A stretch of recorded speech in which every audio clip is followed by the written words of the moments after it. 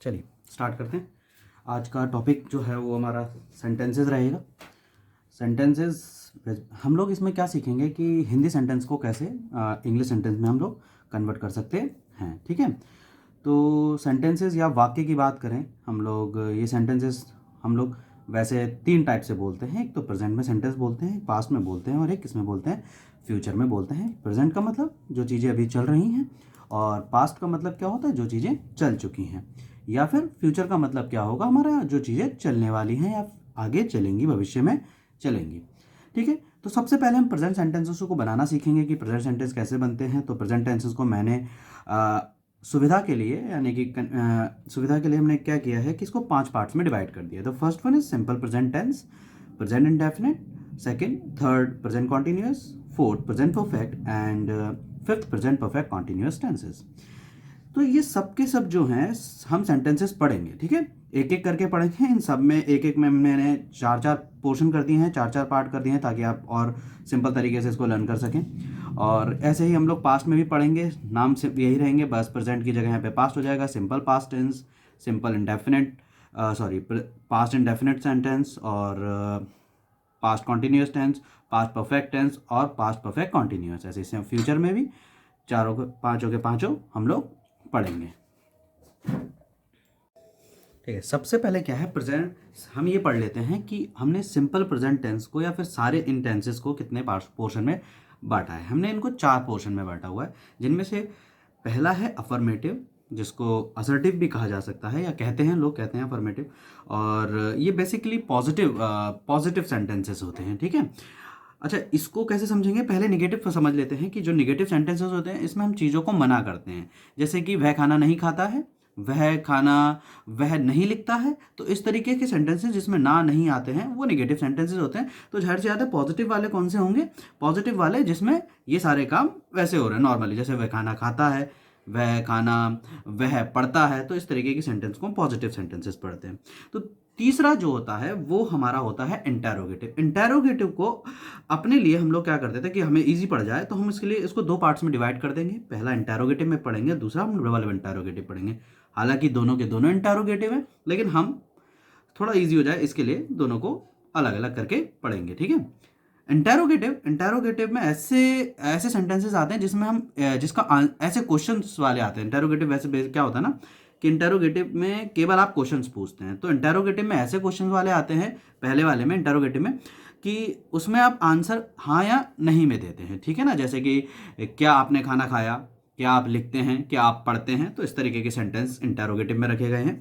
Double interrogative में क्या करेंगे हम लोग कि ऐसे सेंटेंसेस पढ़ेंगे जिसमें आप डिस्क्रिप्टिव आंसर देते हैं, यानी कि थोड़ा आंसर बढ़ा देते हैं। जैसे आप खाना क्यों खा रहे हैं, आप कहाँ जा रहे हैं, ऐसा हम डबल इंटेरोगेटिव में पढ़ेंगे। ये डबल इंटेरोगेटिव में हम लोग क्वेश्चन वर्ड्स वाले, ज़्यादातर क्वेश्चन वर्ड्स वाले कंप्लीट करेंगे। तो सिंपल ऐसे ही क्या, तो हमने क्या पढ़ा, स्टार्टिंग से देख लेते हैं। सेंटेंसेस 3 टाइप्स के होते हैं, प्रेजेंट, पास्ट एंड फ्यूचर।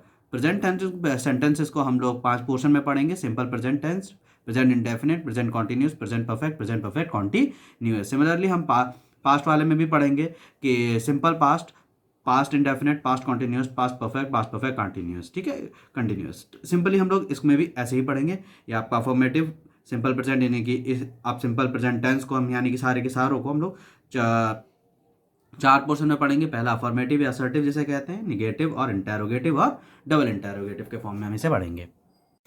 चलिए पहले क्या करते हैं कि basic structure of every sentence सीख लेते हैं।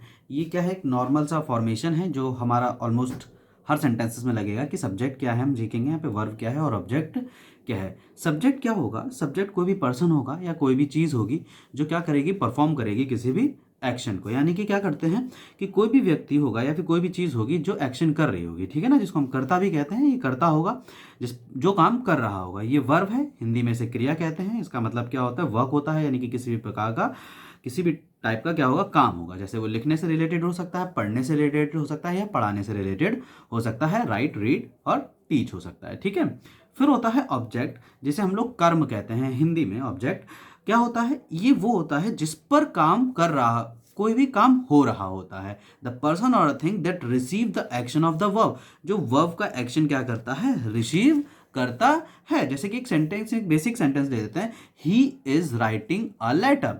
तो ही क्या हो गया, he is writing a letter, basic एक सेंटेंस ले लेते हैं, he is writing a letter, writing a letter. ठीक है, तो ये ही क्या हो गया, ये काम कर रहा है, तो ये हो जाएगा हमारा सब्जेक्ट। ठीक है, अच्छा ये राइटिंग यानी कि वो काम किसका कर रहा है, लिखने का काम कर रहा है, तो ये हो गया आपका वर्ब। किस पर काम कर रहा है, लेटर पे काम कर रहा है, तो ये आपका क्या हो जाएगा भाई, ये आगा हो जाएगा आपका ऑब्जेक्ट हो जाएगा। ठीक है, अच्छा सब्जेक्ट जो है हम इसी में पढ़ेंगे कि जो सब्जेक्ट होंगे वो दो टाइप के हम सब्जेक्ट पढ़ेंगे। पहला होगा आपका सिंगुलर सब्जेक्ट और दूसरा होगा आपका plural subject. Plural singular subject जो होते हैं वो ये होते हैं ही, शी, दिस, दैट, या फिर किसी का भी नेम, सिंगल राम, श्याम, घनश्याम, ये सब आपके क्या हो जाएंगे, सिंगुलर हो जाएंगे। फिर हम आ जाते हैं किस पे भाई, प्लूरल पे। प्लूरल क्या होते हैं, प्लूरल होते हैं वी, यू, दे, है ना, दो या दो से ज़्यादा भी हो सकते हैं, और दो या दो से ज़्यादा को जब भी पर्सन रिलेटेड, जैसे राम एंड श्याम हो जाएगा, दो पर्सन आ गए एक साथ, तो आपका दो पर्सन आ गए एक साथ, तो वहाँ पर वो क्या हो जाएंगे, प्लूरल हो जाएंगे। ठीक है, अच्छा यहाँ पर मैंने आई को नहीं लिखा है, आई को इसलिए नहीं लिखा है क्योंकि आई क्या होगा, समटाइम प्लूरल में यूज़ होगा, समटाइम सिंगुलर में यूज़ होगा, वो हम सेंटेंसेस फॉर्मेशन में पढ़ लेंगे बाद में। अच्छा अब क्या होता है, एक वर्ब और एक चीज़ और आती है यहाँ पर, हेल्पिंग वर्ब और ऑक्सिलरी। ठीक है, हम इसको वर्ब भी कहते हैं कभी कभार, ये हेल्पिंग वर्ब आएगा। हेल्पिंग वर्ब और ऑक्सिलरी बहुत हम लोगों ने पढ़ी हैं, देखी हैं। ये क्या करती हैं, हेल्प करती हैं एक्चुअली सेंटेंस का फॉर्मेशन बनाने के लिए। जैसे हिंदी में हम सेंटेंस समझ लेते हैं कि है लगा है, या फिर रहा है, क्या कहते हैं उसको, था है, होगा है, तो ये सब किस में होता है, फ्यूचर में हो जाते हैं। कोई खाना खा रहा है यानी कि प्रेजेंट में हो गया। तो इनको पहचानने के लिए, इंग्लिश में पहचानने के लिए कुछ हेल्पिंग वर्ब यानी कि ऑक्सिलरी का यूज होता है, जो कि इस तरीके से होते हैं, is, am, are, do, does, did, was, were, has, have, had, has been, had, etcetera, बहुत सारे हैं। तो हम आधे से ज़्यादा तो अपने सेंटेंस फॉर्मेशन में पढ़ेंगे, और हम बाकी की चीज़ें और अदर ग्रामर में उसको कवर करेंगे। ठीक है,